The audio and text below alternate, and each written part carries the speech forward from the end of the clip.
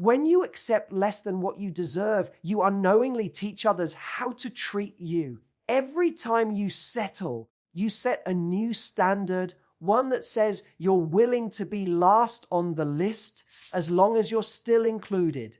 You may think you're being patient, understanding, or giving someone time, but what you're really doing is lowering the value of your presence. The truth is, you don't have to raise your voice to be heard when your actions speak louder. Walking away from situations that make you feel unseen isn't weakness, it's wisdom. The more you stay where you're not valued, the more invisible you become. The more you explain your worth, the more you're surrounded by people who need convincing. There's a difference between being loving and being loyal to a fault. Love doesn't require you to keep proving your place. Value doesn't beg. It simply walks when it's not met with respect. The easiest way to lose your identity is by staying where you're tolerated instead of where you're celebrated. It starts subtly, ignoring a cancelled plan, brushing off a delayed response, making excuses for feeling neglected. You tell yourself it's not that bad. But every time you overlook that ache inside you, the one telling you something isn't right, you shrink. You shrink your needs, your voice, your expectations, until one day you realize you've become a supporting role in your own life.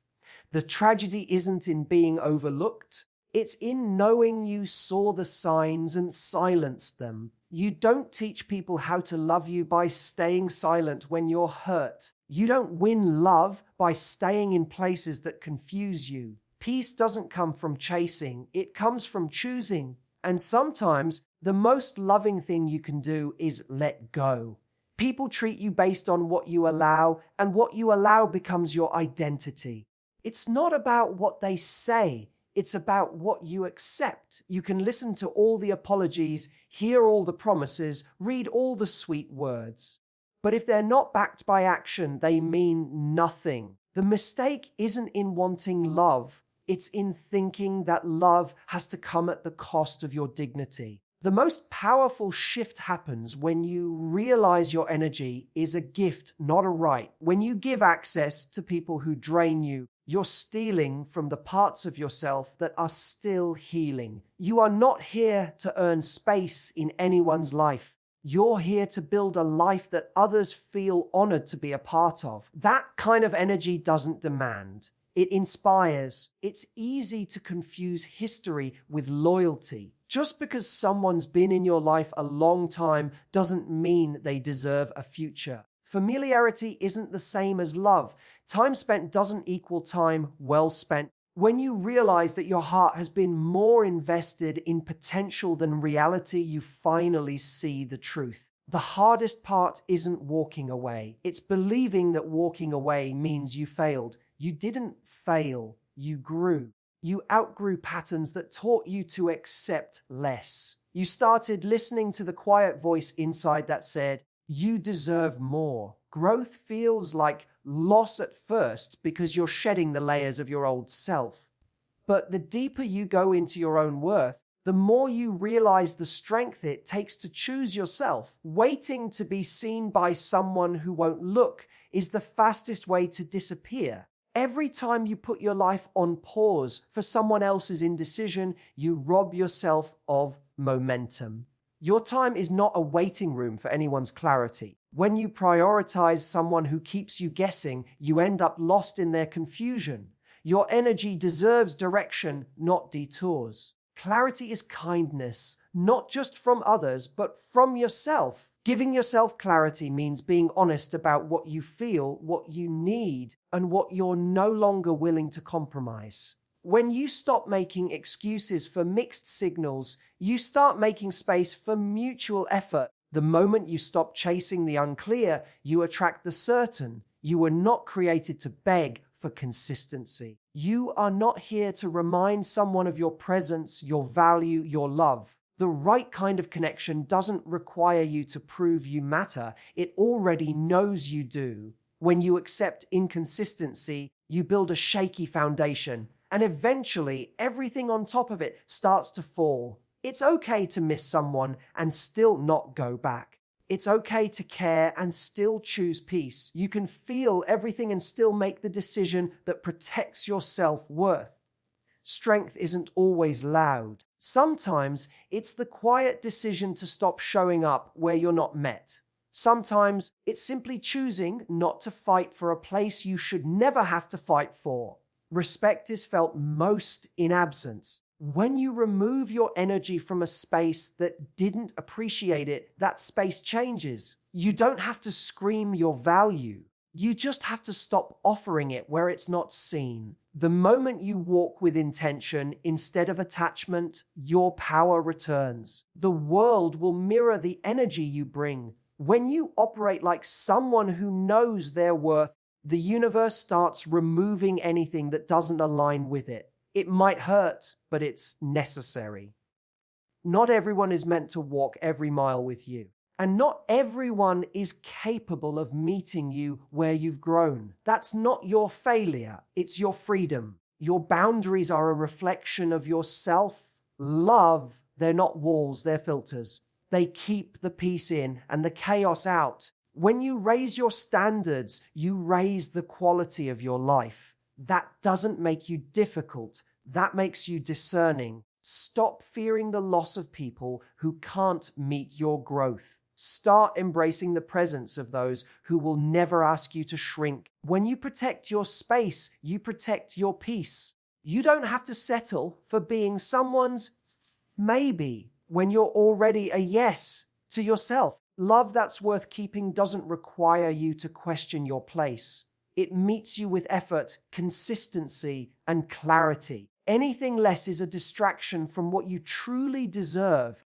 The more you chase validation, the more you lose connection with yourself. When your focus is on being chosen, you forget that the power was always in your hands. You don't need to prove your worth to anyone who doesn't see it. You need to remind yourself that your value doesn't decrease just because someone doesn't acknowledge it. Attraction isn't about pursuit, it's about presence. When you move through life with standards, you naturally draw people in who respect them. You create space for the ones who recognize your energy, not just consume it. Your energy becomes magnetic when it's no longer desperate to be accepted. True confidence isn't loud. It's grounded in knowing that you don't chase what's certain. When you know your worth, you stop trying to convince others of it. You become someone others want to rise to meet, not someone they test for weakness. Many confuse the act of loving with the act of overgiving, but love doesn't mean sacrificing yourself to be seen. If you keep giving more in the hope that someone will finally value, you're placing your self-worth in the hands of someone else's indecision. You're not meant to exhaust yourself trying to be enough. You were always enough. The issue isn't that you weren't lovable, it's that you forgot to love yourself first. When you stop overcompensating, you create space for someone to step up. When you're constantly doing the most to hold on, you leave no room for someone else to show effort. Being wanted isn't the same as being valued. To be truly valued, your love has to be matched, not just received. You teach others how to treat you through your boundaries, not your words. You can say you want respect, but if your actions tolerate disrespect, your boundaries become hollow. You can say you want consistency, but if you keep returning to uncertainty, your standard gets lost in the chaos. Standards are not wishes, they are filters that separate the aligned from the distracted. You attract what you believe you deserve. If you believe love requires struggle, you'll chase those who make you prove it. If you believe love feels calm, clear, and mutual, you'll walk away from anything that causes confusion. Every time you stick to your standard, you become a stronger version of yourself. It's not about building walls. It's about guarding your peace with wisdom and self-respect. Attraction begins with clarity. When you're clear about who you are and what you deserve, the energy you radiate shifts. You're no longer looking for someone to complete you. You're open to connecting with those who align with the life you're already building. You don't need to perform. You don't need to compete. You don't need to prove anything. The right kind of energy doesn't demand you to shrink, chase, or sacrifice your values. It matches you, honors you, and chooses you freely. And that only becomes possible when you stop tolerating half-hearted interest. What you allow sets the standard. So when you stop entertaining uncertainty, you start magnetizing people who are clear. Confidence is magnetic not because it's loud, but because it's unwavering. When you stop chasing people who confuse you, you start attracting those who respect you. Confusion is not a foundation for connection. You don't build intimacy with someone who's always uncertain. You build it with someone who is grounded in who they are and what they want. But first, you have to be that person for yourself. Get clear about your intentions. Define your limits. Align your actions with your values. You don't need to wait around to be chosen when you've already chosen yourself. When you start acting like your love is rare, it forces others to treat it that way too. People notice when you no longer tolerate disrespect. They feel it when you no longer seek their approval. The greatest shift in power happens the moment you stop seeking and start selecting. When you move from, I hope they pick me, to, I'll decide if this is right for me, you reclaim your emotional authority. That shift changes everything. You're no longer on edge, hoping for signs of effort. You're evaluating based on what's actually shown. You're not emotionally investing in maybes. You're observing patterns. You're not filling in the gaps with potential. You're watching for consistency. When you lead with emotional discipline instead of emotional hunger, you start attracting people who respect your calm energy. You don't need to yell your needs to be heard. Quiet confidence does the talking for you. Selection is power. And that power comes from your standards. There's nothing more attractive than a person who knows when to walk away. The ability to say, this isn't for me, without bitterness is strength.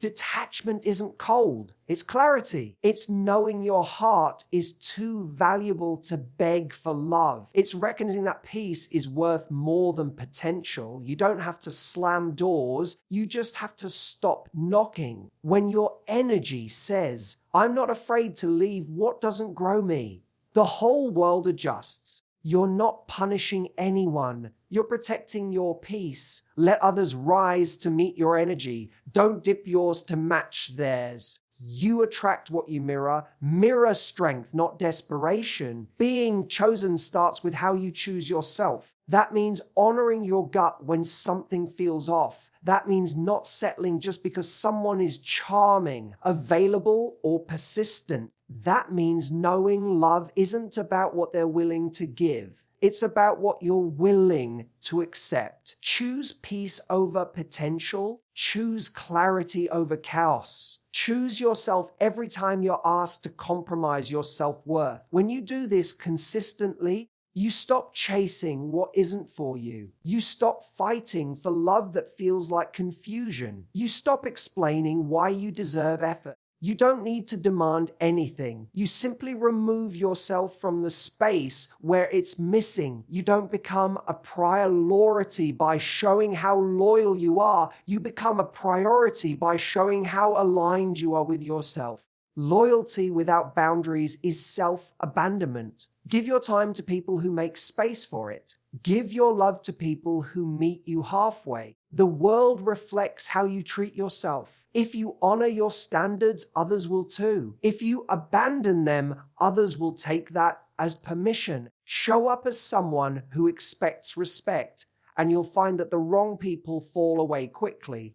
And that's not rejection, it's alignment. You're not here to prove you're worthy. You're here to remember it. Every time you remember it, your energy gets stronger. People feel it when you stop chasing. They feel it when your focus shifts back to your life, your purpose, your peace. Suddenly, you're no longer accessible for confusion. Suddenly, you're not available for situations that drain you. Your time becomes sacred. Your heart becomes guarded, not in fear, but in wisdom. The energy you give to the world becomes rooted in clarity. And that clarity becomes your filter. You stop negotiating with uncertainty. You stop explaining your worth. And the moment you make that internal shift, everything outside of you begins to change. Not because you demanded more, but because you decided you deserved it. Silence speaks in a language few are ready to hear. It doesn't beg, it doesn't explain. It simply withdraws. And in that withdrawal, there is power.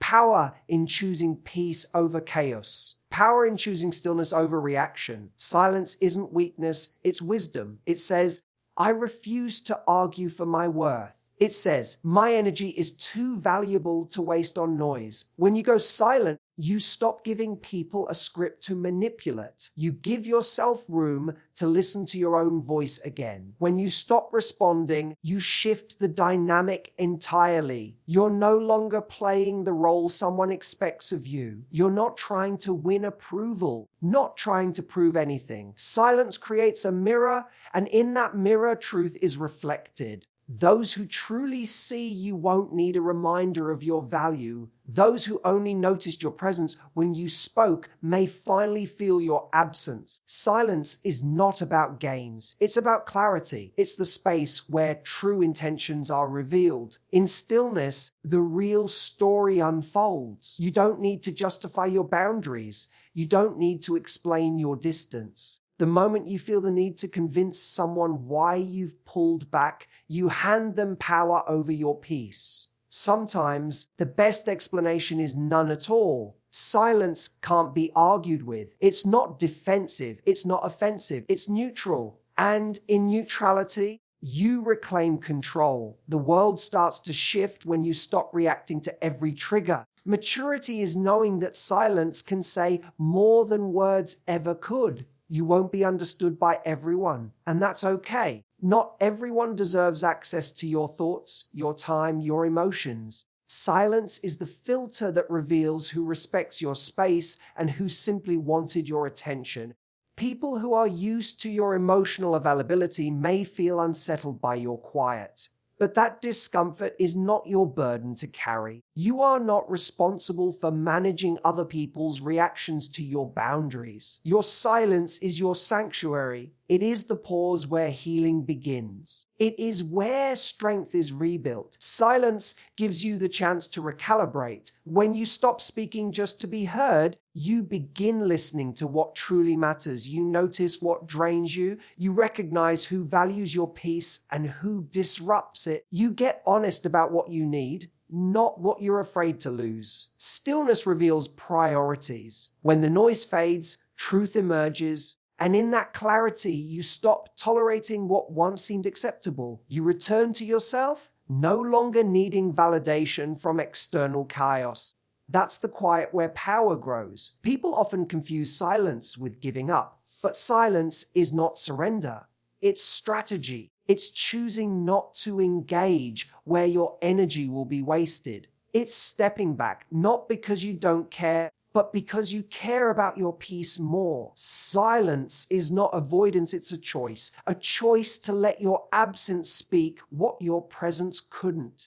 A choice to stop repeating yourself to those who weren't listening the first time. And in making that choice, you show strength, not the loud kind, but the kind that stands unshaken. The strongest decisions are often made in silence, not announced, not explained, just quietly enacted. You don't need applause for choosing yourself. You don't need approval to create distance from what harms your spirit. A growth often looks like removing yourself from places where your voice was drowned out, not out of bitterness, but out of self-respect. Silence creates space for your soul to breathe again. And in that breath, you remember who you are. You reconnect with your worth, not as something to prove, but as something to protect. There is a sacred kind of strength in choosing not to respond. Not everything deserves your reaction. Not every situation requires your defense. When you go silent, you stop feeding the cycle.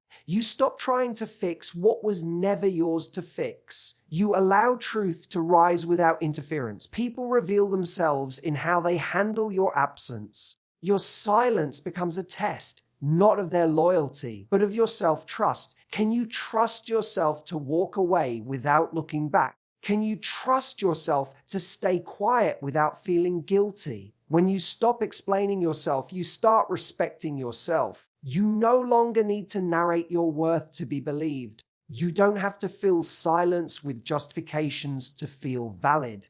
The quieter you become, the louder your boundaries speak. The calmer you are, the more clearly your standards shine through. Silence is where power meets peace. It's where you detach from what you can't control. And in that detachment, you find freedom, not from others, but from the old version of you that needed to be understood to feel enough. In silence, you become undeniable. You don't need to plead. You don't need to prove. You don't need to perform. You simply hold your ground, let the noise fade, and let the right energy find its way to you. Not through force, but through alignment. Silence calls in the things that words can't. It attracts what respects your stillness. It invites what matches your calm. And when you master the art of being silent without feeling small, you start to realize you never needed to speak to be seen. You just needed to stop explaining to be free.